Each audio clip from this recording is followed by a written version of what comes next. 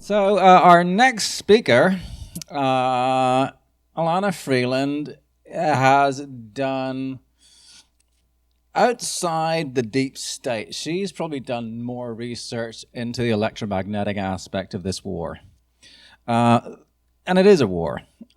We can see the chemtrails, but we don't see necessarily the electromagnetic stuff that gets pulsed through us. We have, Brad mentioned HAARP, there's NexRad, there's Gwen, we got the 5G stuff coming along, and it is really, really insidious.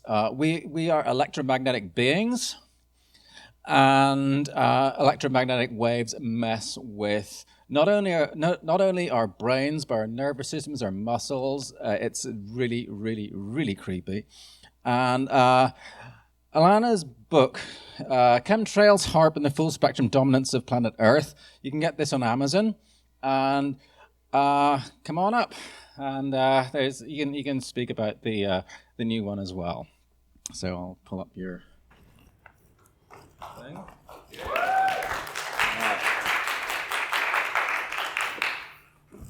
Okay, so you can use this. So then I just do. Yeah. Okay. All right. Thank you, everyone. All right, give it up for Elana. Again? So this is the cover of the book that will be out in January. What I've done is I've put together a picture of not just weather, but all the different operations that are now served by weather engineering and the ionizing of our atmosphere. And that's phase 2. This is, I'll talk about it, but basically what we're looking at here, the ring around planet Earth will be composed of the chemicals, very similar signature that we are breathing now every day. So this is about control over the Earth, surveillance down to the DNA level. And it's also about solar system communication for various crafts that will now be going around the solar system. So this is what the book is about. The final book I'll write is on synthetic biology, and I'm beginning that now. I've got my files ready. I'm ready to go. And I will be looking again, as I did in the first book, Chemtrails, HAARP, at Morgellons, and transhumanism, various neurobiological studies, and what it means to have an entire planet of people who can serve as guinea pigs. So today, I'm going to, as I'm known for, I'm heavy on research.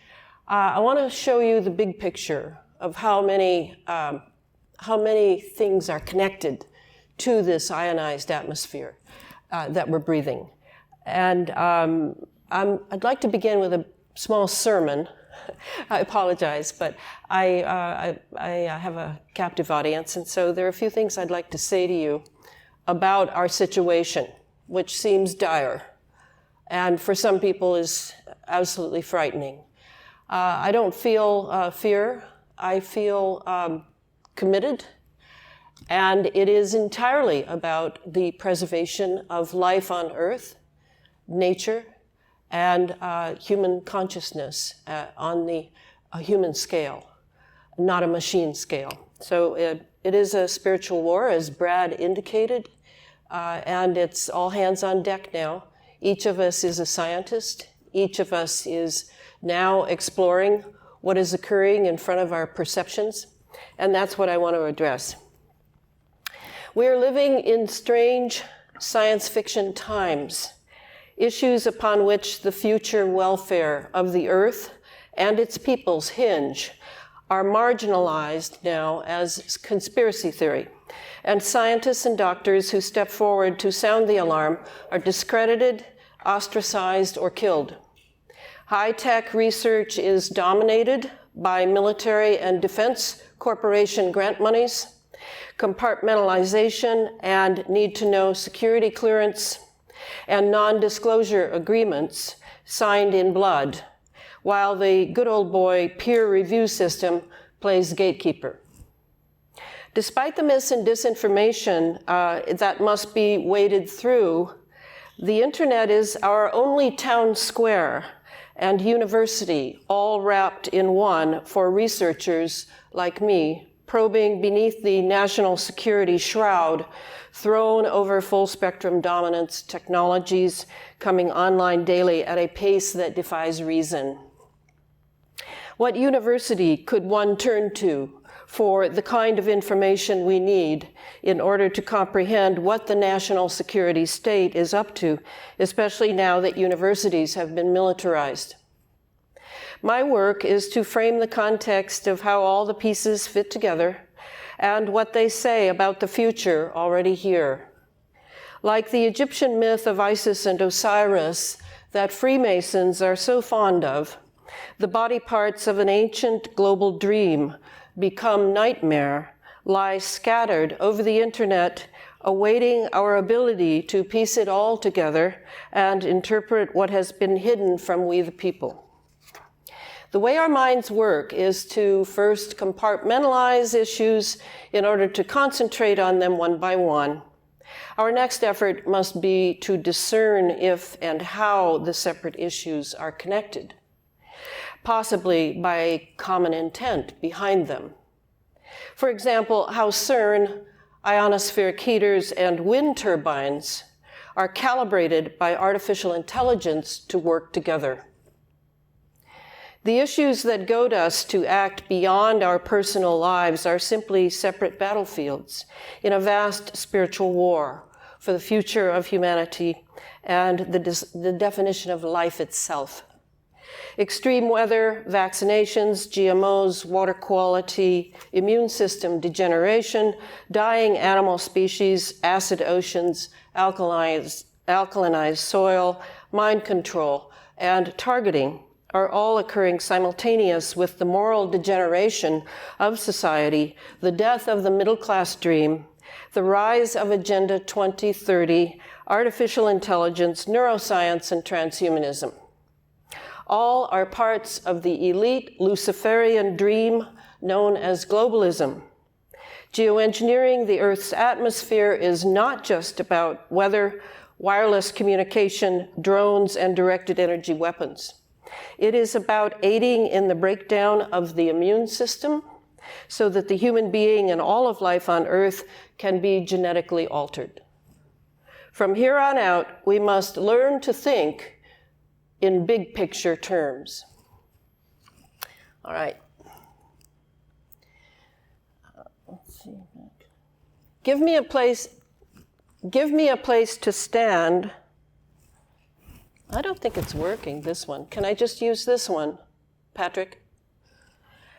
Give me a place to stand and I shall move the earth. This is what Archimedes said, 2,700 years ago, 2,500 years ago.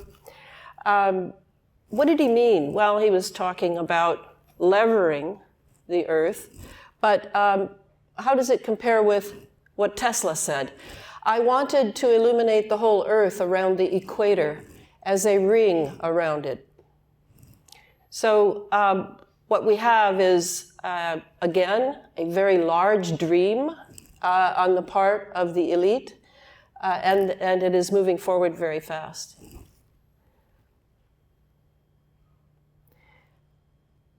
I'm going to have to find a way to do this. Wait. Okay.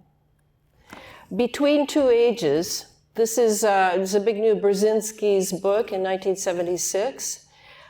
He's one of the men behind the curtain who, for decades, was tasked by the Council on Foreign Relations to handle various presidents, Democrat and Republican, but mostly Democrat. We are now living inside an ionized atmosphere. So what is geoengineering really up to? This is from a series. I don't have a TV, but it played for 2 years, I believe, Under the Dome. And the picture of it living inside a dome is very apt for us. And this would be, as Brad said, part of pre-programming us. This is what our world would look like now if we could see the Wi-Fi that we're so fond of for our cell phone activities and all of our wireless communications. If I were looking behind the wireless situation, I would see something like this on a military level. Aircraft carrier, unmanned aerial vehicles, UAVs here, there, troops, microwave units, radar units, NEXRADs, etc. This is really an electromagnetic era that we live in. Weather, warfare, environment modification, and I like this quote, which I've taken from Sylvain Henry. Cirrus clouds are the thermostats of the climate. The thermostat can now be regulated by man, and countries of the world are fighting to control that thermostat.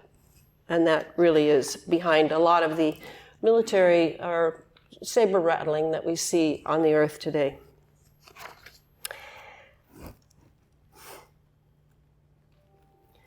This is from the executive summary of HAARP, the High Frequency Active Auroral Research Project, that is very notorious, has a fantastic acronym that we find ourselves not wanting to let go of, even though HAARP now is only one of many, many ionospheric heaters. It has been recalibrated, but it gave the military intelligence very much information about how to ionize, how to turn our atmosphere into a mini ionosphere. So this is mainly history. We hear about the silly term chemtrails. Well, it came from the military. The first place that it was seen was in this executive summary. You can see at the bottom, it says patent number, blah, blah. It has also been proposed to release large clouds of barium in the magnetosphere so that photoionization will increase the cold plasma density, thereby producing the electron precipitation through enhanced Whistler mode interaction. And then it says barium is the second most common chemtrail ingredient.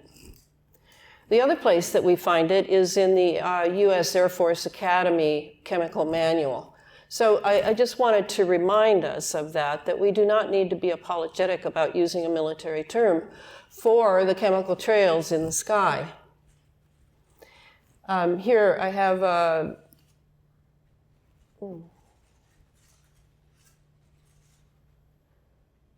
I'm not sure how to do this.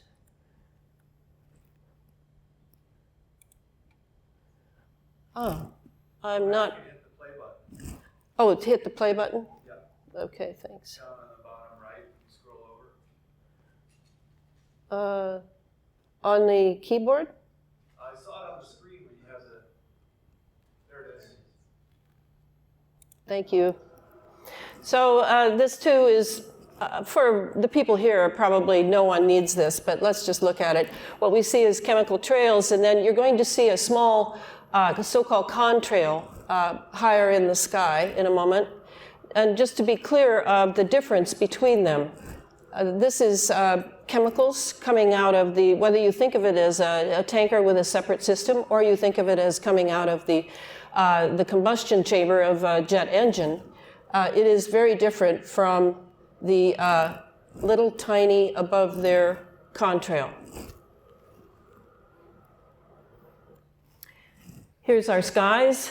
I do remember the deep blue skies of yesteryear.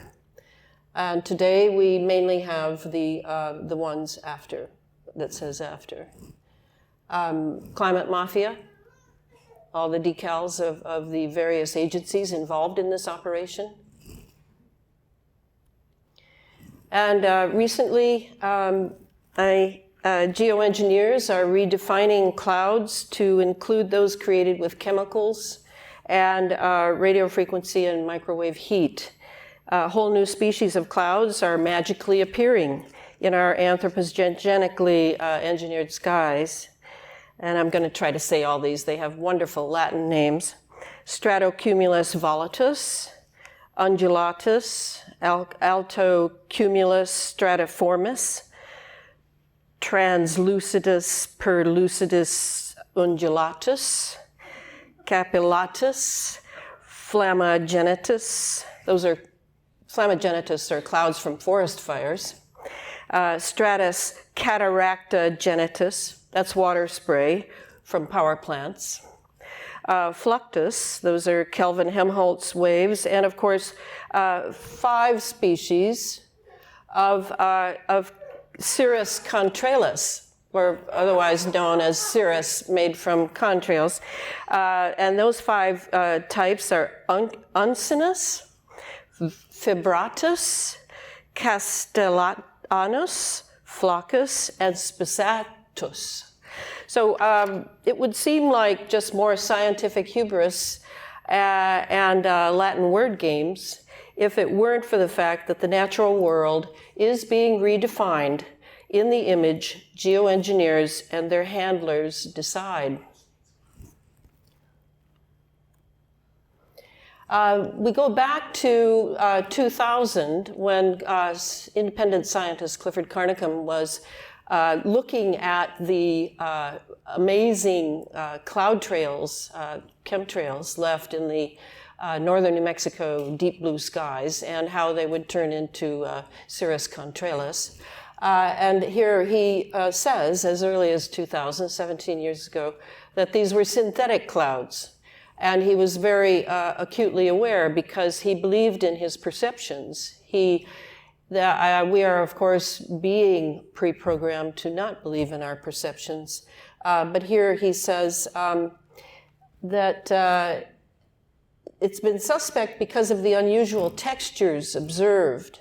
The patterns and textures referred to have frequently been described as cottage cheese or tortoise shell by some observers. And again, we must believe in our perceptions if we are to understand what is taking place in front of our eyes. Now, I think that the cloud masters are going to have to add some other clouds. This would be perhaps I don't know it in Latin, but a barium-lithium cloud, a square cloud, a Godzilla cloud, and a UFO obscured behind a plasma cloud. Here is the famous HAARP, the High Frequency Active Auroral Research Project. It's still up there. It's under the University of Alaska Fairbanks now. But as I said, all universities have been militarized, and so I'm sure it's still a military intelligence program.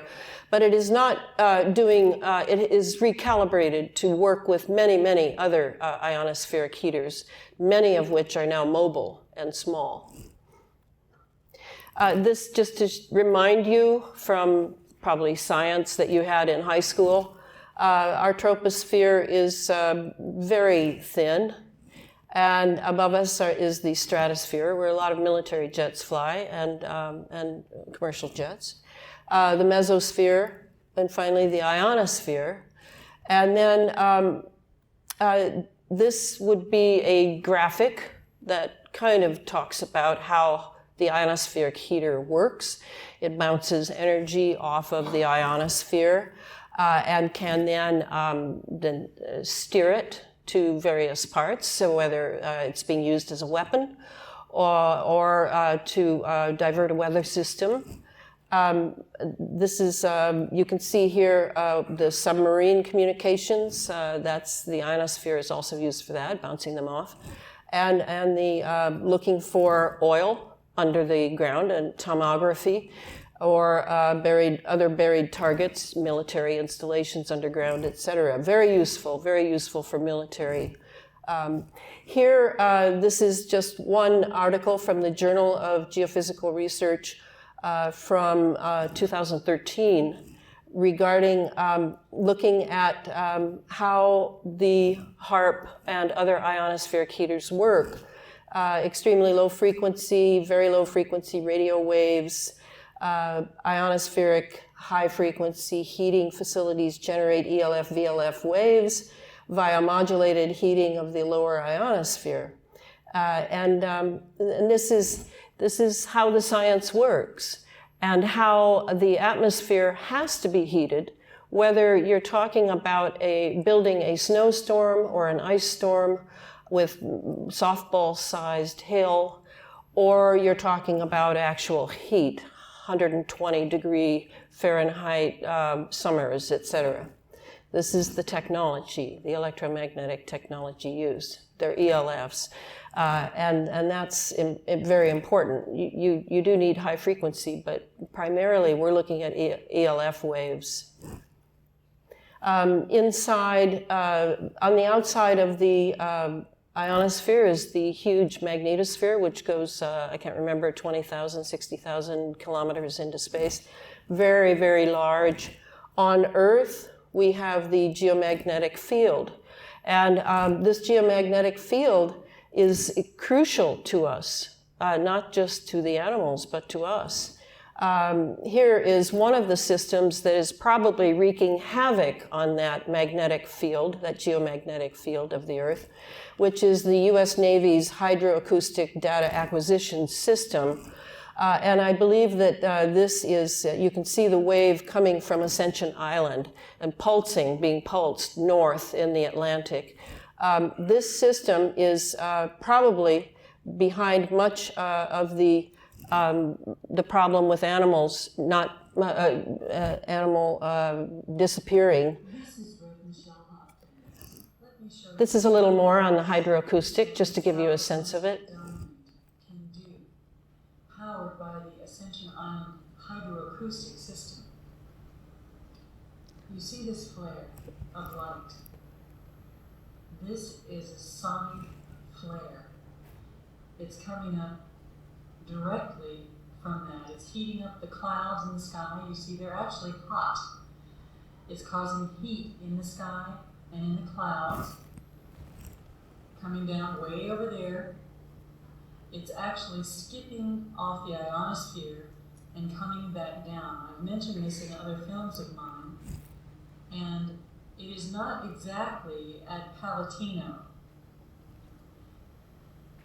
And as you see, this is not as far inland as Palatino. This is an inlet from the ocean on the eastern shore of Brazil, going inland in from the inlet right here. Let me show you where that is. Right here seems to be that inlet, and they were standing up over here. And as you notice,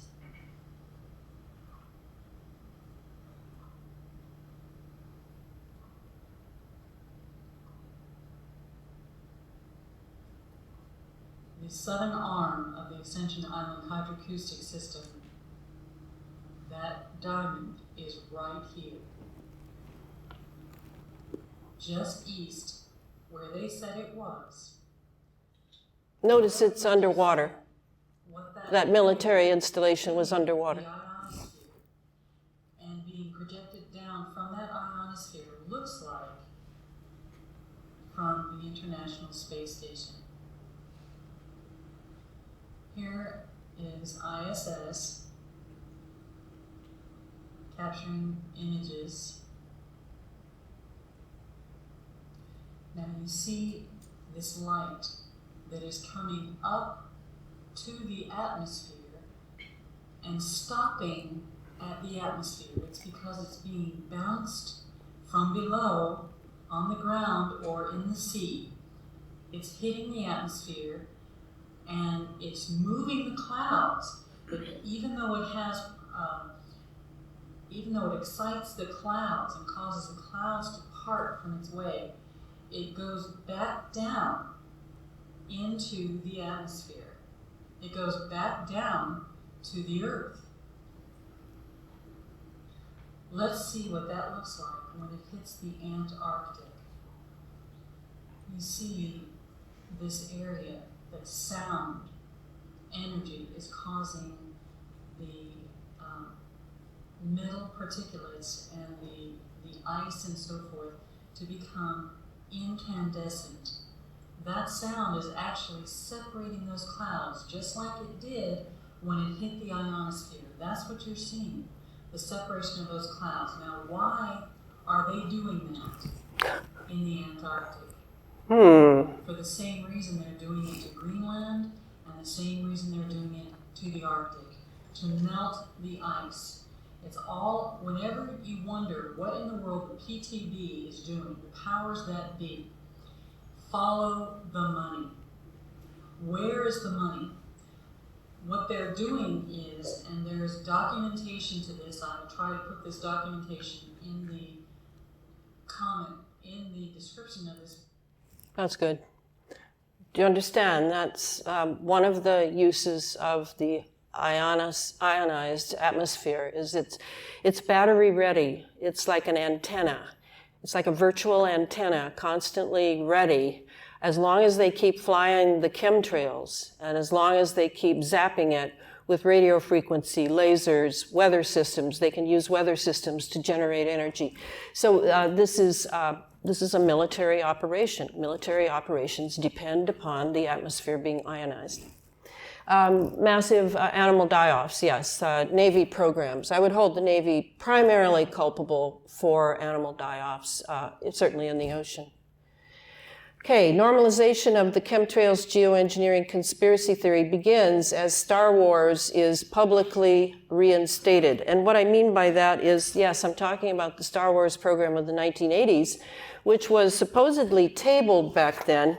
It was because the atmosphere was not conductive enough, and they needed to do another 10, 20 years until Bernard Eastland's patent for HAARP was available so that they could now pull energy from the ionosphere and sort of impregnate our atmosphere with those ions and then keep those ions zapped every day. So this is, we're looking at the SDI program, the Strategic Defense Initiative, the Star Wars program. This was in January. I know you must have noticed that you probably hadn't heard something about geoengineering or much since the Paris conference in 2015, late 2015. But now we find out that there's good old David Keith trotted out into the press again, geoengineer David Keith, and a green light has been given for geoengineering. Truthfully, geoengineering has been going on for 20 years under Project Cloverleaf, and they're making it sound like, gee, we're going to start it right now because, gosh, we have to. It looks kind of like this. You can see the giant reflector in orbit above to mirror the heat back into space, the idea of the cirrus cloud cover, how it's going to deflect the heat, and blah, blah, blah. I'm so tired of this disinfo, misinfo, and the using of timing to make the public believe that it's new. This is very old stuff.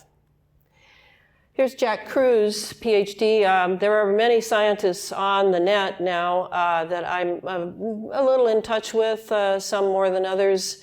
He often has very good things to say, Jack Cruz. And he talks about solar radiation management, which is also has the nifty title of Solar Shield now, and how it has to do with the stock market. Yes, I've covered that in the Chemtrails Heart book, that we're looking at geoengineering derivatives, weather derivatives, and some people are making a fortune off of disasters. That's just how it is now under disaster capitalism. He talks here, he talks about digital heroin leads to people craving man-made carbohydrates, opiates, and technology. We wonder why burying the sun has led to mankind's decline, because we never sit down and put the story together in a proper sequence, and this is true. If we're constantly being lied to by the mainstream media, how exactly can we do that? Well, you know, not everybody can do what I do, 24/7 research and dig, dig, dig. Then here I wanted to go over this. Before leaving office in January 2017, the 44th president struck the word limited from the National Defense Authorization Act, the NDAA, thus publicly reinstating the Star Wars program of 33 years ago. Republican Congressman Trent Franks, this just ran recently, by the way, December 24, 2016. Franks, who introduced and shepherded the policy changes in the House, said he drew inspiration from former President Ronald Reagan's Strategic Defense Initiative, known as Star Wars. So yes, this was the reinstatement of Star Wars. 18 days later, the CIA-controlled mainstream media was directed to begin normalizing covert aerial, chemical, and biological warfare research, known as geoengineering. And then once the normalizing began, NASA Space News picked up its pace. In February, this last February, increased ozone over 3.5 million square miles of the Pacific Ocean in the western US. In March, magnetized Rossby waves on the sun, making it easier to predict space weather much further in advance. Rossby waves being associated with the path of the jet stream and formation of low and high pressure systems. In April, the 2 decades of anthropogenic weather we've been experiencing was finally admitted in space science reviews. And the anthropogenic effects on the space environment started in the late 19th century, I'm quoting, and reached their peak in the 60s when high-altitude nuclear explosions were carried out by the US and the Soviet Union. These explosions created artificial radiation belts up by the Van Allen belts near Earth that resulted in major damage to satellites. Other anthropogenic impacts on the space environment include chemical release experiments since the 50s, high-frequency wave heating of the ionosphere. Even before HAARP, we had 2 other installations, one in Norway and one in Puerto Rico that were doing that. And the interaction of very low-frequency waves with the radiation belts. So this has been going on a long time. The space age began back before Kennedy, and was romanticized by Kennedy, and that romanticization was continued. But now we are deep into the space age in an electromagnetic way. This last May, NASA edged out a public announcement of a massive human-made barrier surrounding Earth, a humongous bubble we created out in space, deserving of calling for a whole new geological epoch to be named for us, the wonderful human beings who can do these things. Recently, the Van Allen probes detected something strange as they monitored the activity of charged particles caught within Earth's magnetic field. These dangerous solar discharges were being kept at bay by some kind of low-frequency barrier. A certain type of communications called VLF, very low frequency radio communications, have become far more common now than in the 60s, and the team at NASA confirmed that they can influence how and where certain particles in space move about. Well, what this barrier, this human-made barrier surrounding the Earth primarily is the space fence. This is the ring around the planet that is being formed for what I call planetary lockdown. This will be absolutely amazing for an AI-run surveillance program, and will also provide a way to communicate with vessels going throughout our solar system. So now that's that. Then something very strange happened. And the question I ask is, have the Star Wars begun? On June 17, the AMC-9 satellite in geostationary orbit 36,000 kilometers above the Earth's surface since 2003 lost contact with its Luxembourg-based SES telecommunications operator and began drifting and breaking up. Radar film footage, and I try to show it here, you can see the AMC-9, that's the satellite, the little dot in the middle. And then you see this, not very clear here, but a triangular formation. Radar film footage revealed 3 orb-like objects in triangular formation flying near the satellite with another orb aft. Media concentrated on the breakup debris, not on the possibility that this had been an actual space attack. But what happened next leads me to believe it was a space attack. But first, let's look at this. The LDAL.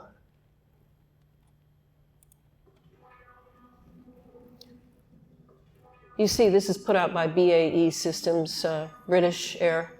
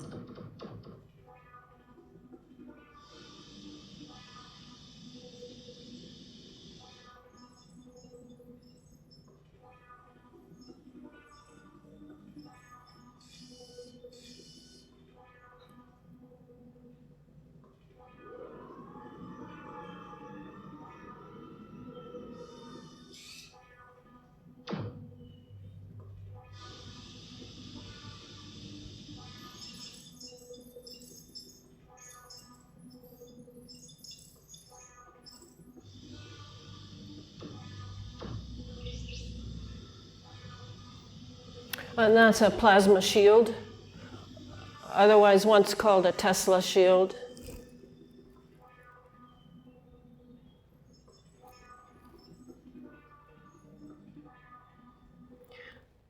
So this is now.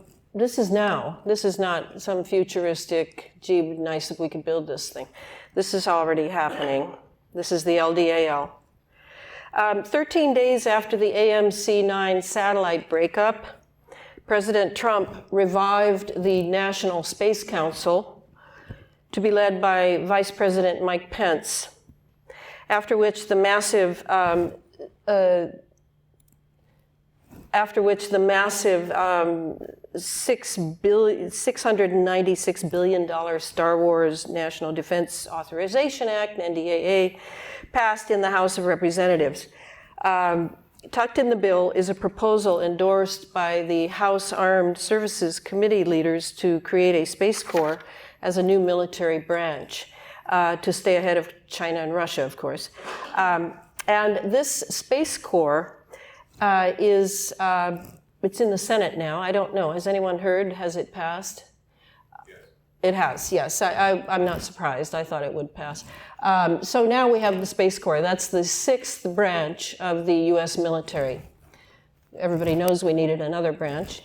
And so they will be in charge of, I assume the Space Corps will be in charge of things like the Aurora. Let me see if I have, the Northrop Grumman X-47B Pegasus. Here's another one that was spotted going down Main Street in Cowley County, Kansas in 2011.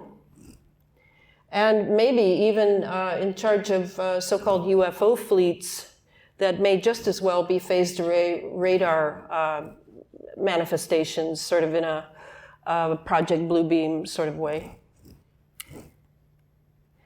So now I arrive at my list that I always bring out because it's such a valuable list. It guides me in my research. This is a list that Clifford Carnicom primarily came up with in 2005.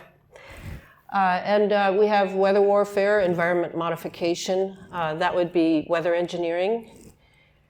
We hear a lot about that, but we hear less about the other things. And what I'm trying to say is I think we need to hear more about the other things as well.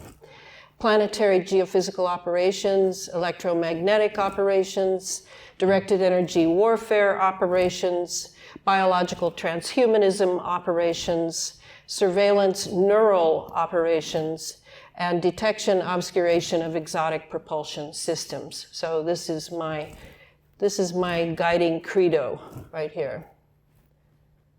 Let's see.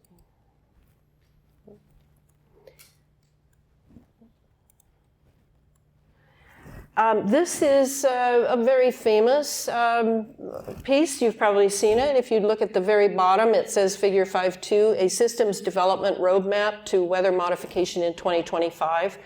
This is from the Air Force document called Air Force 2025.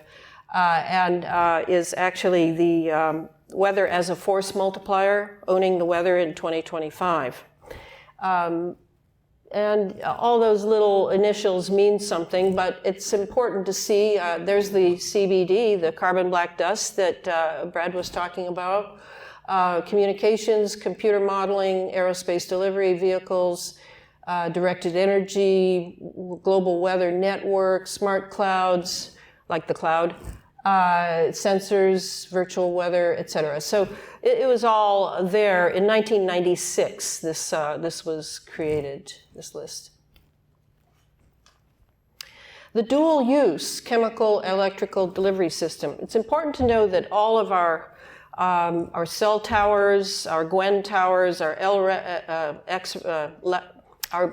all the electromagnetic equipment that we use to move weather systems, all of these, including satellite appendices that are for gauging weather, measuring weather, anything weather, all of these are dual use because telecommunications corporations are all military contractors. We need to think of our cell phones in a different way. These are little transceivers that now we all carry around and can't do without, and young people are addicted to. This is a brilliant move on the parts of the powers that be. This includes the conductive nanoparticles that are coming down, the metals, the chemical plasma cloud cover, and the weather energy transfer. And the secret is it's all dual use. It can be used for civilian, it can be used for military. This is kind of cool. I mean, we all know this. We've seen these on the net, right? You can watch weather systems. But this is the high-res satellite looping.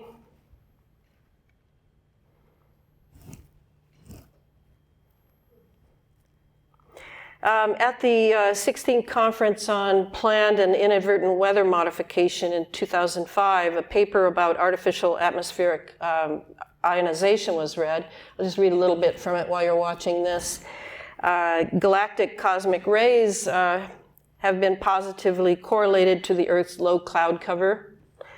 But there is also evidence that electrically charged aerosols are more efficiently scavenged by cloud droplets, some of which evaporate, producing evaporation aerosol, which are very effective ice formation nuclei.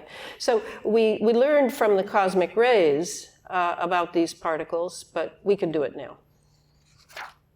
The assumption is made that artificially generated corona effect ionization should act as much the same way as cosmic ray ionization, with some differences, and that's what we're doing.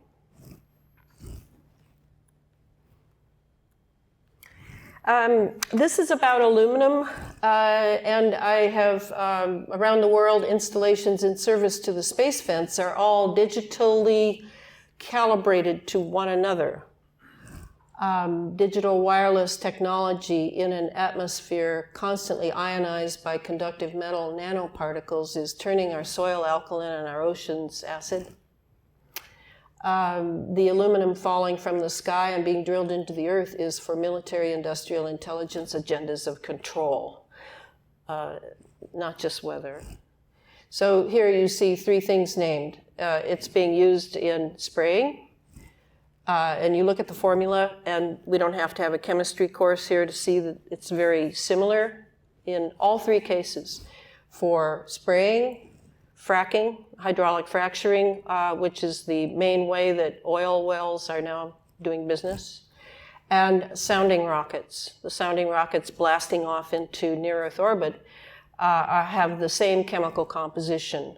And if you think this is simply an economic decision, you're wrong.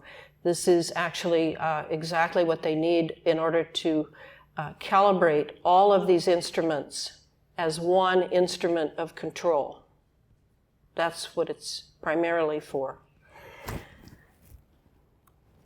This is aluminum. You may have seen these fibers. I mean, we hear about it on the internet, on Facebook.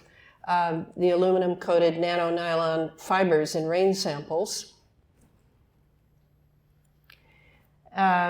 New ways of delivering the chemicals.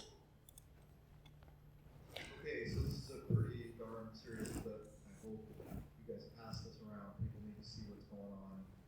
I was setting up my scope. Croat said, hey, look, there's an orb. And so manually I tried to get it in my scope's viewfinder, which is not an easy task. Anyhow, here's what I picked up. At first I thought it was an orb, and it's very difficult to operate the scope manually with no controls because everything's in reverse and you're kind of just swinging. You know, what you see is backwards to what you're doing. This is the object that I picked up. At first I thought, wow, finally we've got a telescope on an orb, but this is no orb. Though it is probably made with plasma. A lot of things that are bright like a welding arc. This thing was super, super white, but the sun is going down behind it.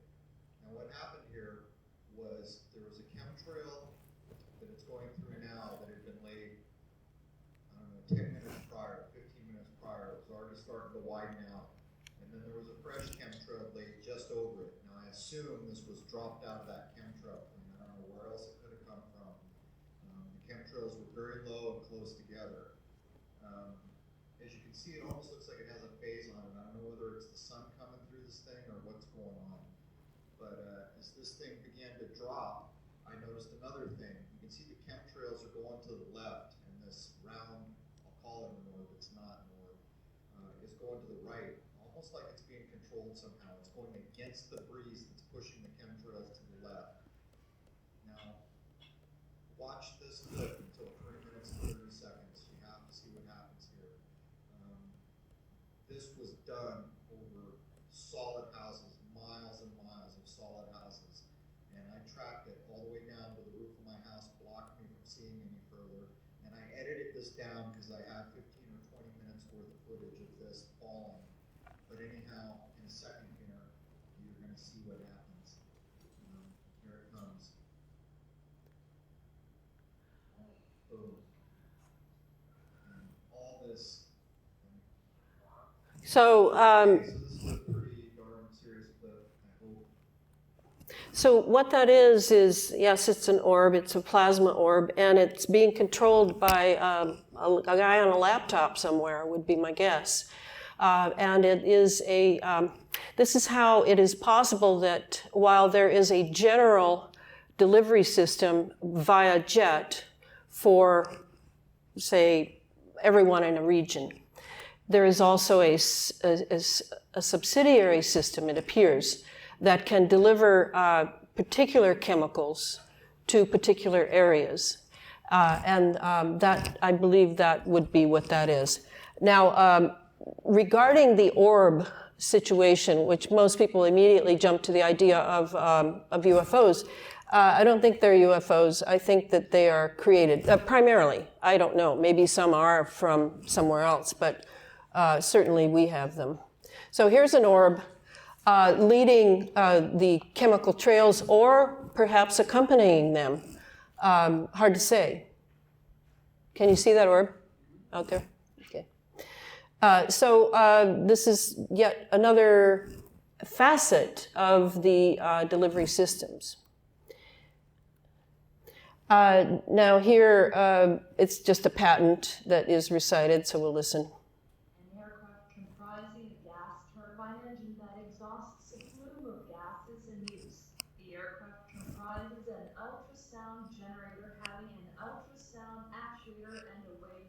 to direct ultrasonic waves at the exhaust plume to avoid the formation of contrails. So what she's saying is invisible. They're invisible now. So I'm not sure when on our clear days, I'm not sure our clear days are clear. First of all, they're not really clear, but it could be that the invisible system is being utilized. Here is a chemical trail from a sounding rocket, and this is yet another delivery system, very important to know. Billy Hayes, the HARP man, who's been invaluable to me as an advisor over these last few years, said that sounding rockets leave tons of aluminum oxide in their trail from rocket fuel. With every orbital launch, 20 to 120 tons of aluminum particulates are dumped with the exhaust plume into our upper atmosphere and into orbit, much of which eventually filters down. And it's not just aluminum, lithium's being used as well in these sounding rockets.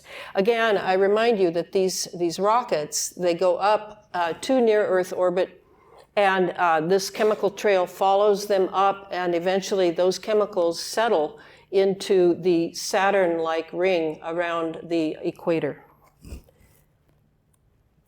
Another delivery system, ship tracks.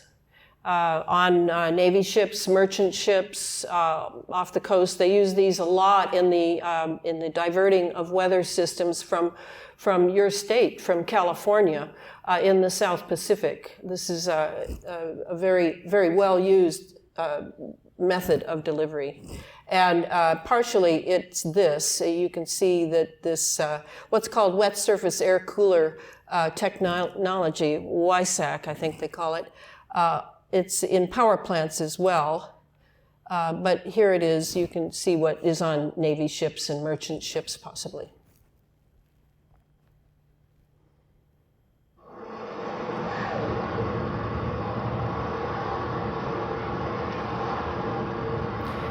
So by putting these water droplets in the air, then you have the matter around the dust and can produce more, and these can merge with the chemical trails coming down from above.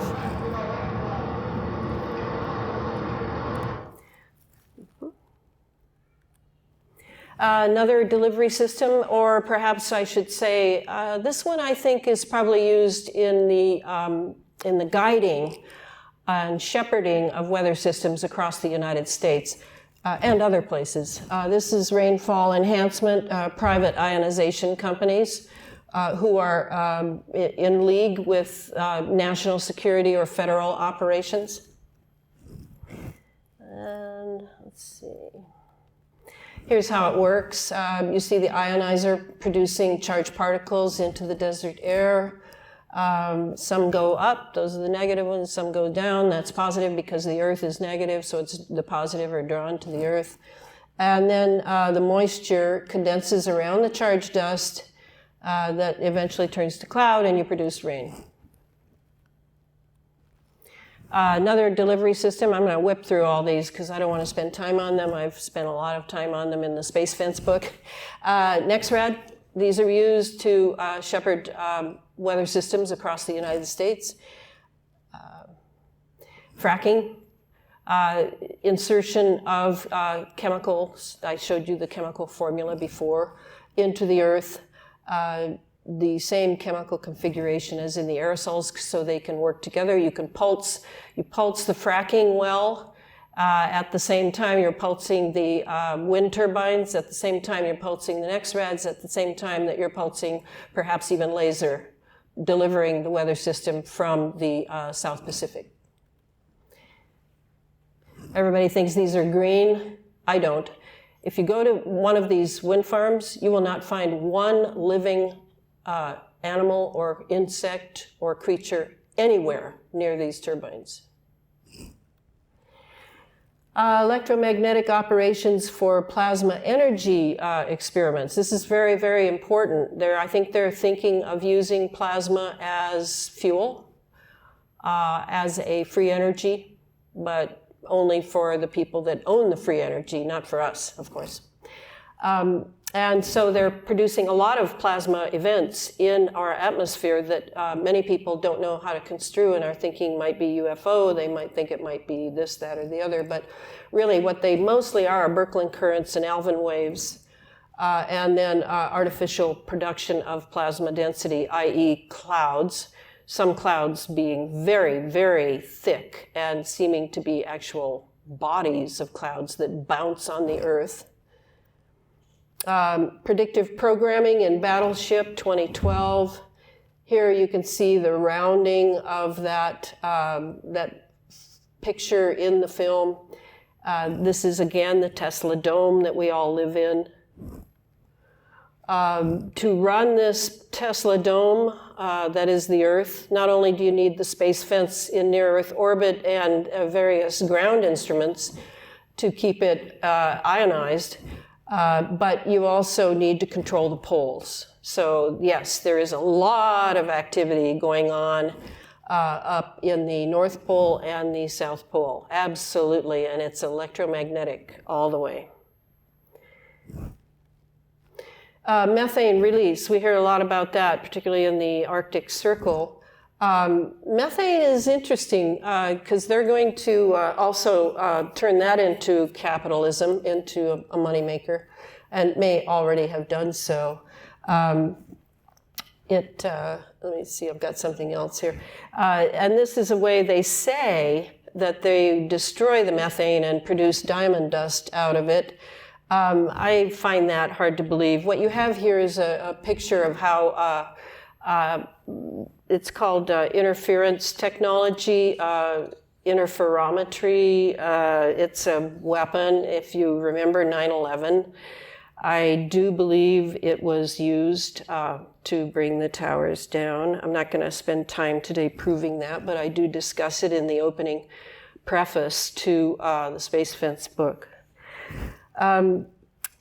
You basically produce 2 waves, possibly 3, and you hit the target area altogether at the same pulse frequency, and you have a very destructive force. This was Tesla's weapon of choice. Let's see. I wanted to say this. Anonymous posting to a Cloakcraft article by Jim Kerr, another guy I'm in touch with, about electric craft. And he maintains, as do many people, that we have electric craft now in the skies, UFOs, our own making. That, quote, only use small, highly efficient frozen methane gas generators to create the electricity to power the ion generators. Frozen methane gas is the most abundant power source on the planet. It is easily, safely stored and transported. A 2-foot square cube of frozen methane can provide enough fuel to power a craft for a week. Here is just a paper on scalar gravitational waves that I wanted to show. Some people think it's a conspiracy theory, scalar waves, scalar technology. It's no conspiracy theory. It's completely existing. This is from the Cornell University library, and it's a paper done by a Cornell professor, student, I don't know what.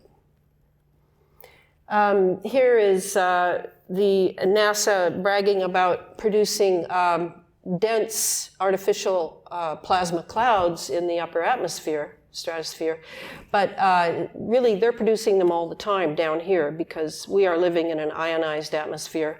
Most of the clouds you see daily, even the cumulus ones, some may have some moisture in them, but most of them are complete plasma. They're plasma clouds. They're dry clouds, plasma being the 4th state of matter. Here's tubes of plasma floating above the Earth. This was a photo taken. How's my time, Patrick? Okay. These tubes, they're quite extraordinary. This is a photo taken. I have no idea from what vantage point, done by a student, a young Chinese woman named Cleo Loy, using the Murchison Wide Field Array radio telescope to probe the magnetosphere. By splitting the observations between the eastern and western ends of the array, she achieved binocular vision, allowing us to see in 3 dimensions. So these plasma tubes, we actually have more on them. And here is looking up through one of those plasma tubes I just showed you at sunset.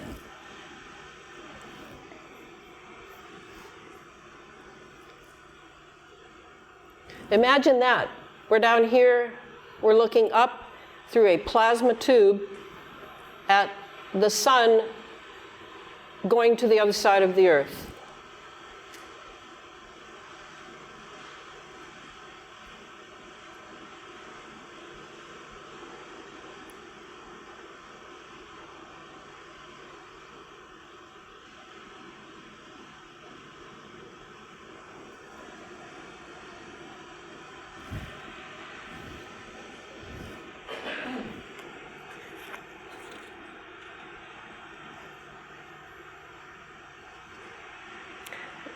So Dr. Andrew Young, an astronomer, says 3 ducts. He too agrees with Ms. Loy.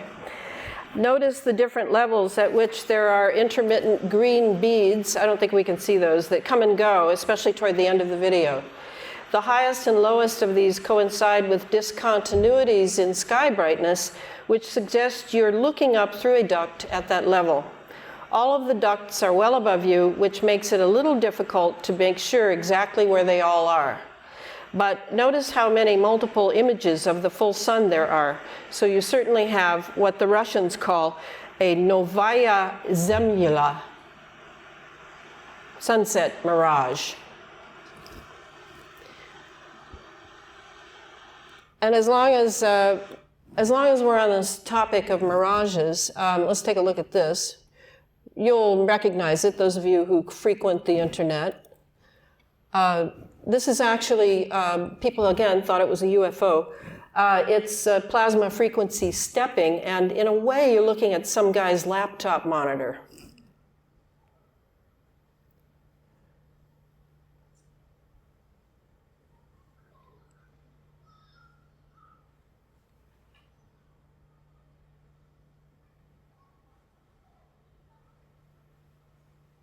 And the people who photographed it, well, somebody thinks it's an error on the part of whoever's laptop it was.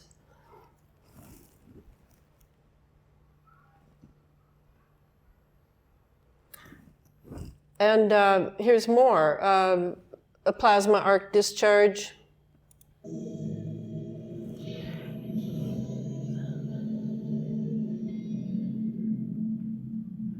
Richie from Boston. I like Richie. Okay, so I've shown you this over and over and over and over and over again, and it still really hasn't gotten very much traction. The only thing that I've noticed is I'm getting videos and comments from people all over the world saying that the solar spraying of chemtrailing is worse than they've ever seen. Since they started normalizing it. It's absolutely insane here in the United States. It's horrible here in the Northeast. They haven't stopped. They haven't slowed down. It's actually just more.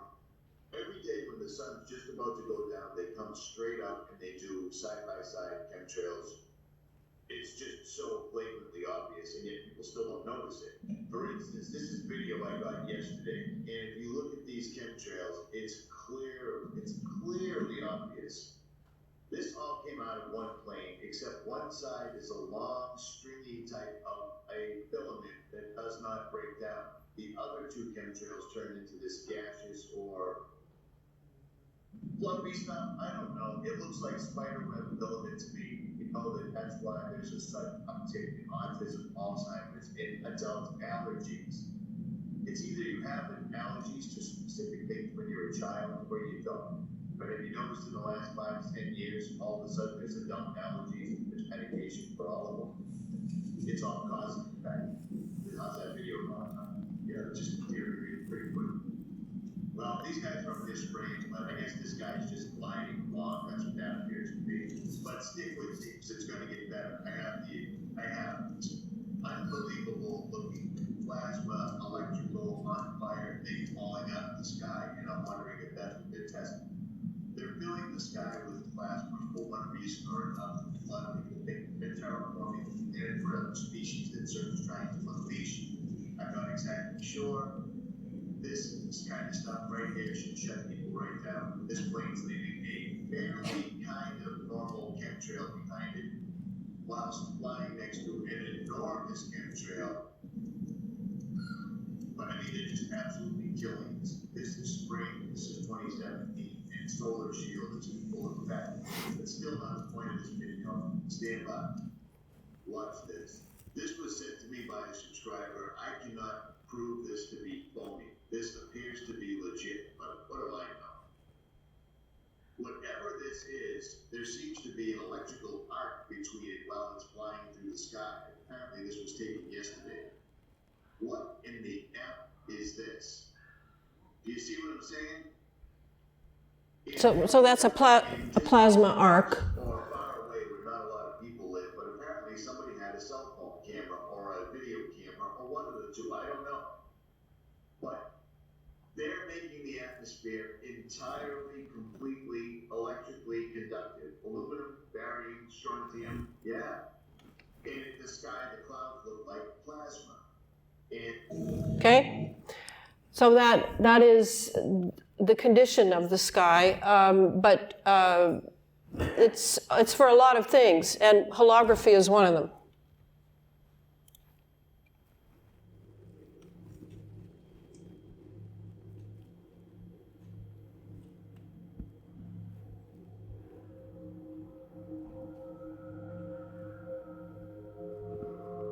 So that's on the front of the plane.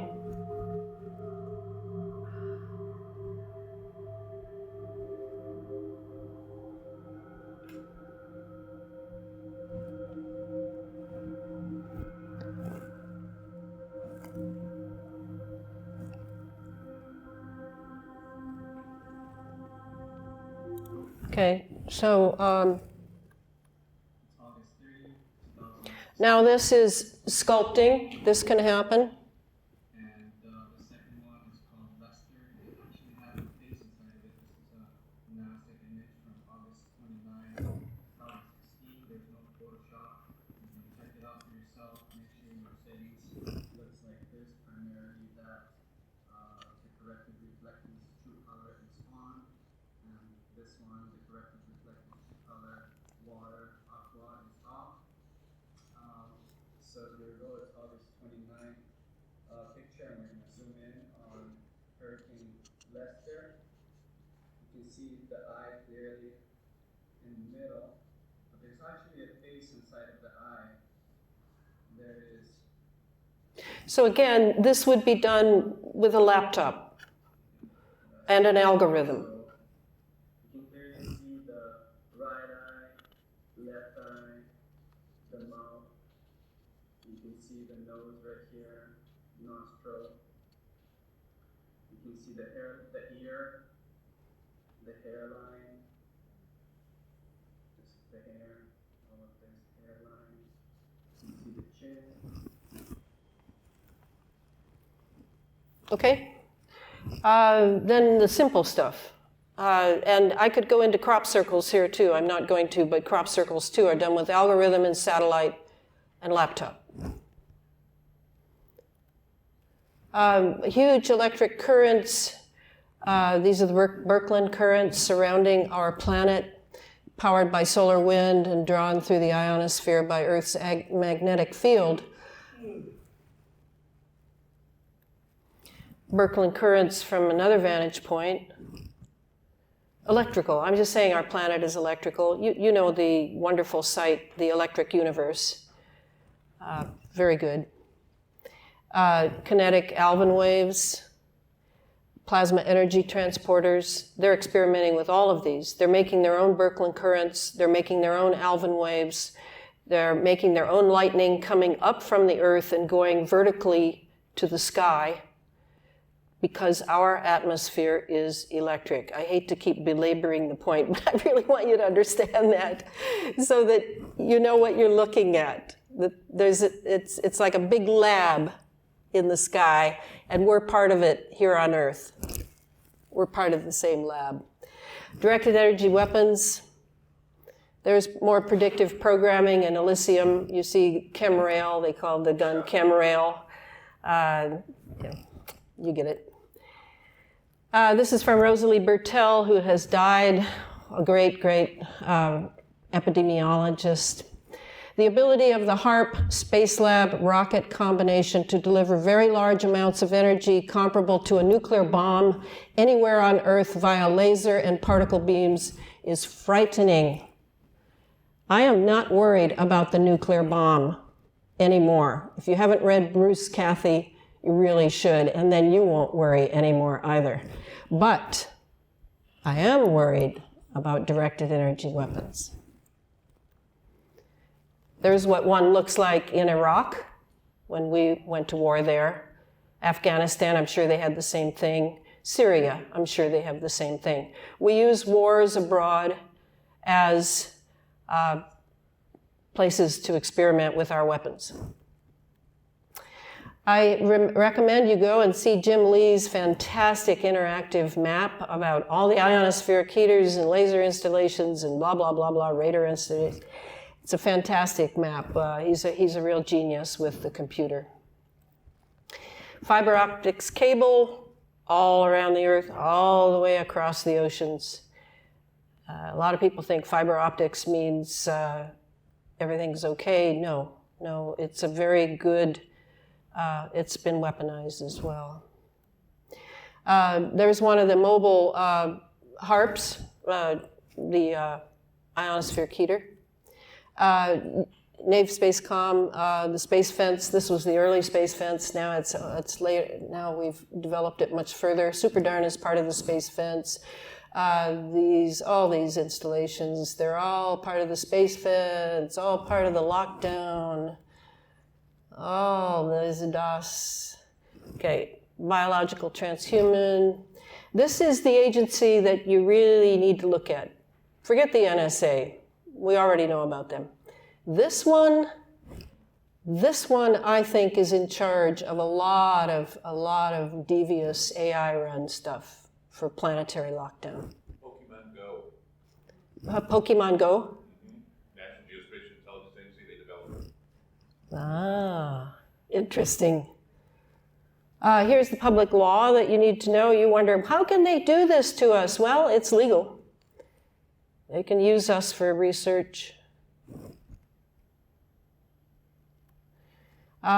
This is the 5G.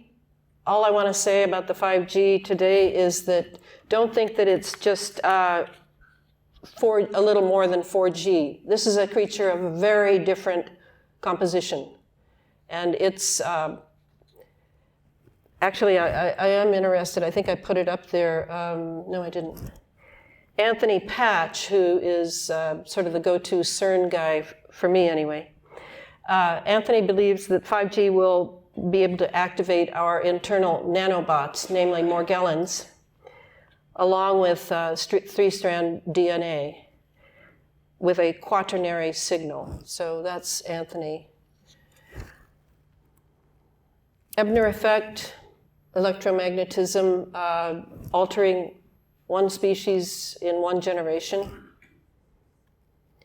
There's Joni. Morgellons. Brad talked about Morgellons. Cross-domain bacteria, that's Clifford Carnicom's term for it, because it actually is composed of all three domains, natural domains of Earth life. I spent a week with Clifford last week in his lab looking at amazing stuff under 5,000 power spectroscope. And then this, you remember this, don't you? I mean, just to blow our minds.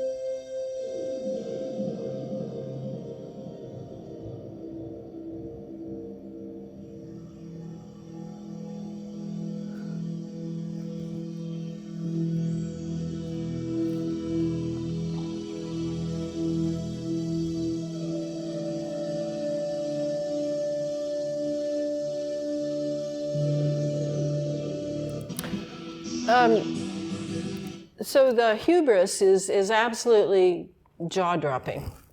When you have to put your name on everything, so you get full credit for all the destruction you're doing.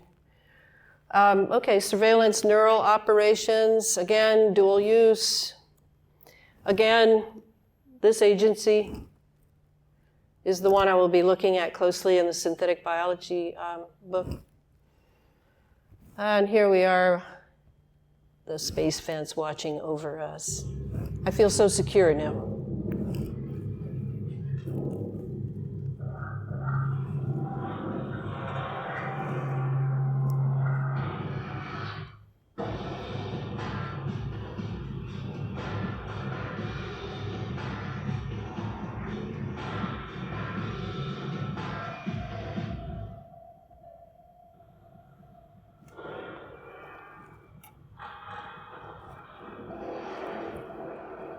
There are millions of objects in space.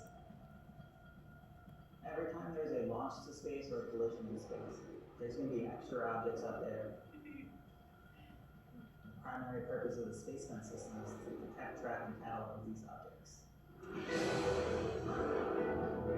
Not really, but include non-operational satellites, as well as anything that was used to get the satellite up there. And then if you think about events from earlier 2009, with the collision of the Iridium and the Cosmos satellite, that added a bunch of space debris to the environment too.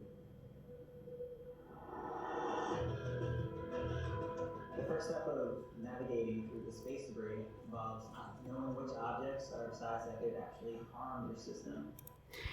This is true, but there's another aspect to this because a lot of sensors on a nanoscale have been released in space, trillions and trillions, and we've breathed those in too as they fall to Earth. But they do want to keep track of all the space sensors because that's information, that's data. They want to find out what it has in it. So in a way it's true, but it's not the whole story of the space fence at all.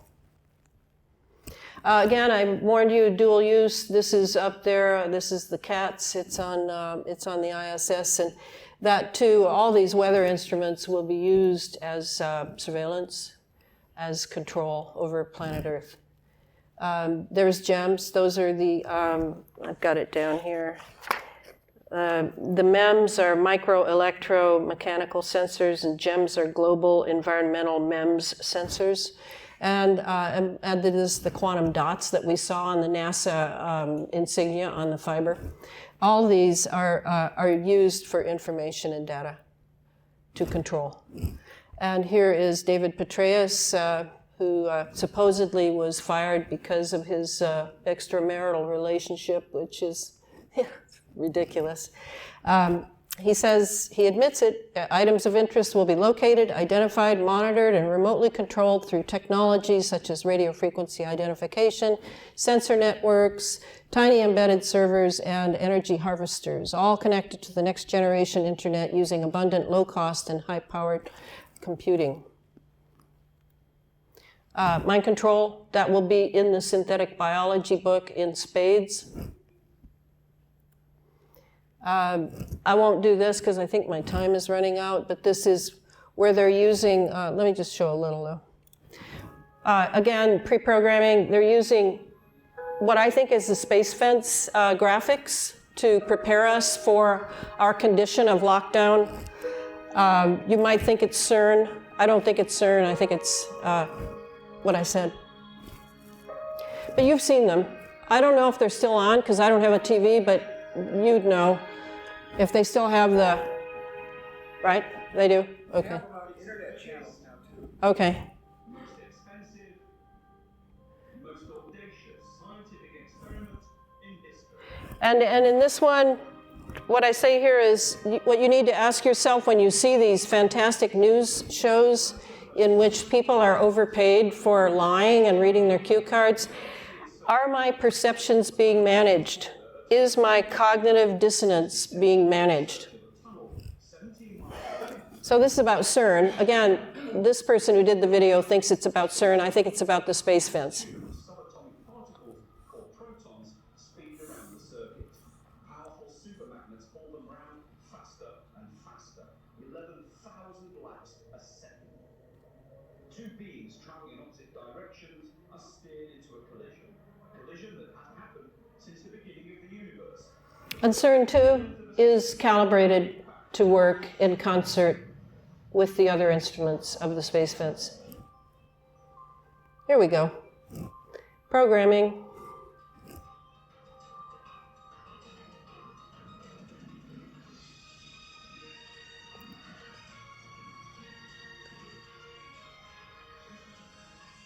Ah, love those circles around the planet.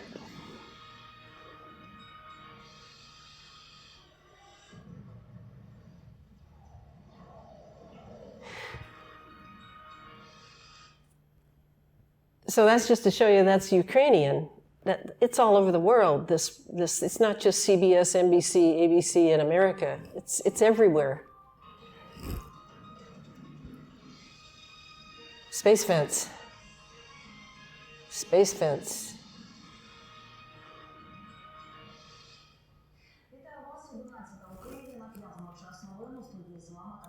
Okay, that's probably enough. And then this, just to make clear that we're talking about brains here.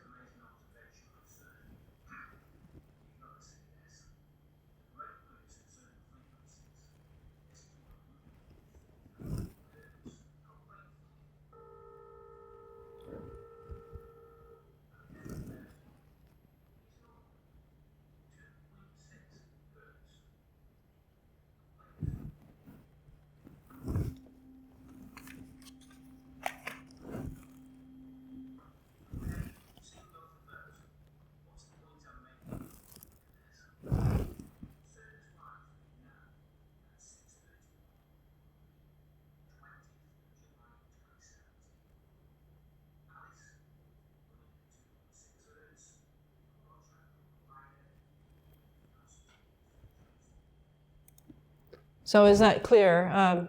Yes, this is about brain wave entrainment, or as Bernard Eastlund calls it, cyclotronic resonance.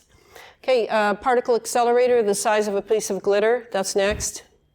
Right now we have CERN, next we're going to have glitter. I'm sure we already have it. And my last slide, thank you for being so patient.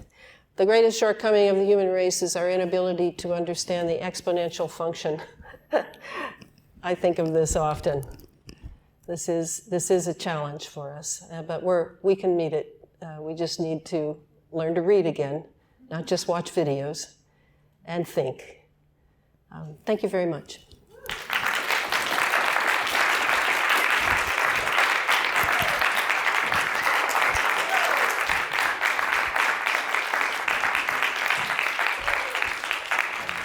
Great.